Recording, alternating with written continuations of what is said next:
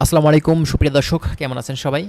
আশা করছি ইনশাল্লাহ সকলেই ভালো আছেন। আজকের ভিডিওতে আমরা ইউরোপের নন সেনজেন কান্ট্রি ম্যাসিডোনিয়ার বেশ কিছু ভালো দিক সম্পর্কে আপনাদেরকে আমি তুলে ধরব। বর্তমান সময়ে নর্থ ম্যাসিডোনিয়াতে আপনি যদি যান, এক্ষেত্রে কী কী সুযোগ সুবিধা বর্তমান সময়ে আপনি পাচ্ছেন, কোন কোন ভালো দিক আমাদের বাংলাদেশিদের জন্য আছে এই ম্যাসিডোনিয়াতে, আমরা সেই বিষয়গুলো আপনাদের মাঝে তুলে ধরার চেষ্টা করব। অবশ্যই ভিডিওটি আপনারা না টেনে শেষ পর্যন্ত দেখবেন, অনেক কিছু গুরুত্বপূর্ণ ইনফরমেশন আজকের এই ভিডিও থেকে আপনারা পেয়ে যাবেন। যারা নতুন আসছেন, নতুন অডিয়েন্স আমাদের চ্যানেলে এসেছেন, অবশ্যই চ্যানেলটি সাবস্ক্রাইব করে রাখবেন। আমরা নেক্সট টাইমে চেষ্টা করব ম্যাসিডোনিয়ার আরও অনেক ধরনের গুরুত্বপূর্ণ তথ্যগুলো আপনাদের সামনে তুলে ধরার। চলুন কথা না বাড়িয়ে আমাদের মূল ভিডিওটি আমরা স্টার্ট করি। আচ্ছা, ফার্স্ট অফ অল আপনাদেরকে বলি যে দেখেন, ম্যাসিডোনিয়া দেশটা কিন্তু ইউরোপের নন সেনজেন কান্ট্রি। তবে নন সেনজেন কান্ট্রি হলেও বর্তমানে কিন্তু ম্যাসিডোনিয়াতে যাওয়ার চাহিদা কিন্তু অনেক বেশি। তো প্রথমত আপনাদেরকে বলি যে ম্যাসিডোনিয়া দেশটিতে আপনি যদি যান, এক্ষেত্রে আপনার জন্য কেন ভালো হবে। দেখেন, এই দেশটাতে আপনি যদি যান, প্রথমত একটা সেনজেন কান্ট্রিতে ঢুকতে গেলে প্রায় 14-15 লক্ষ টাকা প্লাস কিন্তু আপনাদের লাগছে। এক্ষেত্রে ম্যাসিডোনিয়াতে আপনি ঢুকলে কিন্তু আপনার একটা ইউরোপে ঢোকার বড় সুযোগ তৈরি হচ্ছে। এটা কিন্তু নাম্বার 1 পয়েন্ট আপনাদের জন্য, ঠিক আছে। এবং সেখান থেকে আপনি ভবিষ্যতে কিন্তু মুভ করতে পারছেন, ঠিক আছে। তো এখানে আপনার খরচটা কম লাগছে এবং ভবিষ্যতে আপনি সেখান থেকে কিন্তু ইউরোপে মুভ করতে পারবেন। দুইটা কিন্তু বিষয় আপনাদের জন্য ভালো আছে। দ্বিতীয়ত আসেন, আপনি সেনজেন কান্ট্রিগুলোর থেকে আপনার কিন্তু মানে সময়টা কম লাগবে। আপনি বর্তমানে যদি এখন ইউরোপের ইতালি বলেন বা আপনারা হচ্ছে ক্রোয়েশিয়া বলেন, তারপরে আপনি অন্যান্য যেসব রোমানিয়া, বুলগেরিয়া এইসব কান্ট্রির কথা বলেন, এক্ষেত্রে কিন্তু আপনার সময় প্রায় 1.5 বছর তো লাগবেই মিনিমাম বর্তমান সময়ে, ঠিক আছে, আমরা যতটুকু দেখছি। আর যদি খুবই তাড়াতাড়ি কাজ হয়ে থাকে, এক্ষেত্রে দেখা যায় যে তাও প্রায় বছরের কাছাকাছি, ঠিক আছে। তো এটা হচ্ছে মূলত কথা, যে আপনি যদি নন সেনজেনে যান, নর্থ ম্যাসিডোনিয়াতে যান, এক্ষেত্রে কিন্তু কম সময়ের ভিতরে আপনি কিন্তু এখন ঢুকতে পারছেন। এটাও কিন্তু আপনাদের জন্য বেশ ভালো একটা পয়েন্ট, ঠিক আছে, ভালো একটা দিক আপনাদের জন্য। এরপর আসেন আপনাদের টিআরসি সম্পর্কে কিছু কথা বলি।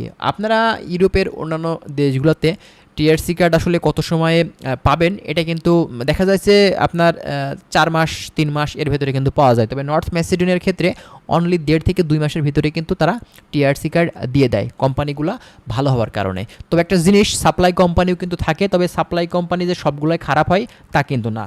নর্থ ম্যাসিডোনিয়াতে কিন্তু প্রচুর পরিমাণে সাপ্লাই কোম্পানি আছে, তবে সব সাপ্লাই কোম্পানি খারাপ এটা বললে কিন্তু ভুল হবে। অনেক সাপ্লাই কোম্পানি আছে যেগুলো ভালো, সুযোগ সুবিধা ভালো দেয়, টিআরসি কার্ড কিন্তু কম সময়ে দিয়ে দেয়, ঠিক আছে। তবে আপনি যদি ভালো একটা সাপ্লাই কোম্পানিতে যান বা সরাসরি যদি কোনো কোম্পানিতে যেয়ে থাকেন, সেক্ষেত্রে কিন্তু দেখা যাবে যে আপনার খুবই অল্প সময়ের ভিতরে আপনি টিআরসি কার্ড পেয়ে গেছেন, ঠিক আছে। এটা কিন্তু ভালো একটা দিক আপনাদের জন্য। এরপরে আসেন থাকা খাওয়া, মানে একটা অ্যাকোমোডেশনের যে বিষয়টা, খরচের একটা বিষয় থেকে থাকে। তো যেহেতু আপনার থাকাটা কোম্পানি দেয়, খাবারটা কিন্তু সব কোম্পানি দেখে না, আপনার কিছু কোম্পানি খাবার দেয়, কিছু কোম্পানি খাবার দেয় না, নিজের খরচে করার লাগে। তবে এখানে কিন্তু থাকা খাওয়া, জীবনযাত্রার মান কিন্তু এখানে অনেক ভালো ইউরোপের অন্যান্য দেশের তুলনায়। তবে আপনার এটা সার্বিয়ার থেকে যে ভালো এটা বললে কিন্তু ভুল হবে, সার্বিয়াতে কিন্তু নর্থ ম্যাসিডোনিয়ার থেকে ভালো। তবে বর্তমান সময়ে আপনার সার্বিয়াতে প্রচুর পরিমাণে ফেক ভিসা, ফেক পারমিট এগুলো দিচ্ছে, সে কারণে কিন্তু এখন সার্বিয়া যাওয়াটা কিন্তু অনেক মানে রিস্কি ব্যাপার হয়ে গেছে, ঠিক আছে, কারণ বেশিরভাগ এজেন্সি কিন্তু মানে প্রতারণা করছে সে কারণে। তো আপনি যদি নর্থ ম্যাসিডোনিয়াতে যান, এক্ষেত্রে কিন্তু আপনি সেখানে দেখা যাবে যে জীবনযাত্রার মান ভালো, আপনি কম খরচে সেখানে কিন্তু থাকা খাওয়াটা মেটাতে পারবেন। এবং যদি স্যালারির কথা বলে থাকেন, এক্ষেত্রে আপনার ইউরোপের নন সেনজেন কান্ট্রিগুলোর ভিতরে ম্যাসিডোনিয়া এবং সার্বিয়া এই দুইটা দেশের কিন্তু স্যালারি অনেক ভালো, ঠিক আছে। ভালো বলতে দেখা যায় যে প্রতি মাসে আপনি একদম সর্বনিম্ন হলেও 50,000 থেকে প্রায় 70,000 টাকা পর্যন্ত প্রতি মাসে আপনি ইনকাম করতে পারবেন, ঠিক আছে। আর যেটা দেখা যায় আপনার বেলারুশ বা মলদোভা এইসব দেশগুলোর তুলনায় কিন্তু কিছুটা হলেও বেশি। তো এটা কিন্তু অনেক ভালো একটা দিক যে আপনি নর্থ ম্যাসিডোনিয়াতে গেলে ভালো একটা অ্যামাউন্টের স্যালারি প্রতি মাসে কিন্তু তুলতে পারবেন। আমি বেসিক স্যালারি হিসেব নিকাশ আপনাদেরকে দিয়েছি, যদি সেখানে আপনি বাইরে কাজ করতে পারেন, এরপরে আপনি যদি কোম্পানিতে ওভার ডিউটি যদি সেখানে পান বেশি, তো এক্ষেত্রে কিন্তু আপনি ভালো অ্যামাউন্টের স্যালারি প্রতি মাসে কিন্তু তুলতে পারবেন, ঠিক আছে।